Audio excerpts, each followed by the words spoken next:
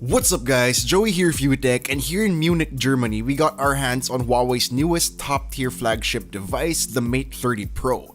First, let's see what's inside the box.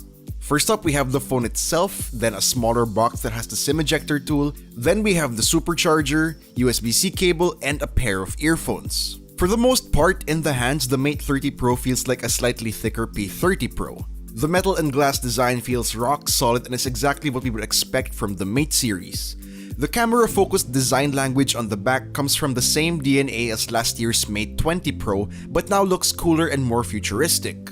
This one we have here is in the space silver color that doesn't have an exact look. It absorbs the ambient color of the environment it's in, so what you're seeing here may not be what you'll see in person, which I think is really cool.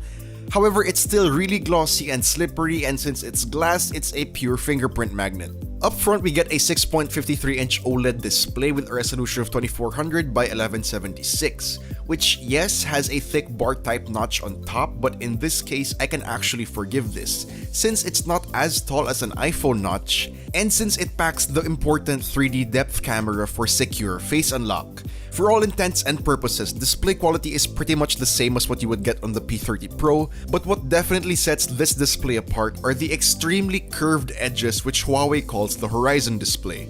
It gives a literal edge-to-edge viewing experience, and granted, it's not the first time we've seen it.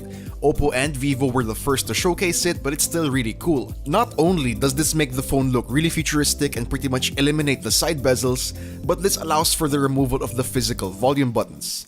The power button is still physical, which is on the right side, but the volume buttons are now virtual keys on the side of the screen.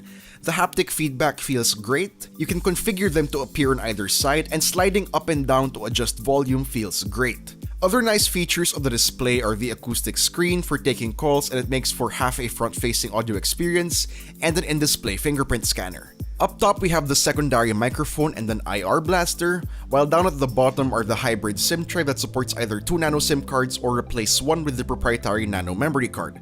Also the USB-C port, main microphone, and loudspeaker. If you want a headphone jack, you'll have to go for the standard Mate 30. Taking a closer look at the back of the device, we have 3 main cameras, a 40-megapixel main, 40-megapixel ultrawide, and 8-megapixel telephoto. Also, there's a 3D depth sensor. For the front camera, it's a 32-megapixel sensor plus the aforementioned 3D depth camera for face unlock. Do stay tuned for our full review for a complete evaluation of this beast's cameras, but for now, check out these sample shots.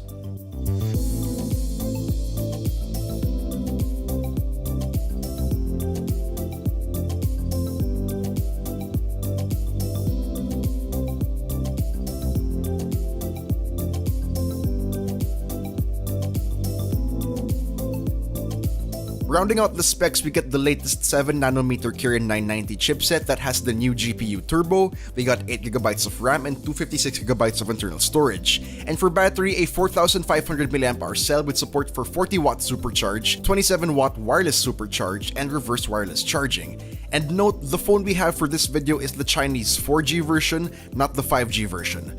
We'll definitely get into software more when we release our full review as well as the other aspects. So for now, guys, let us know what you think about the Huawei Mate 30 Pro in the comments down below.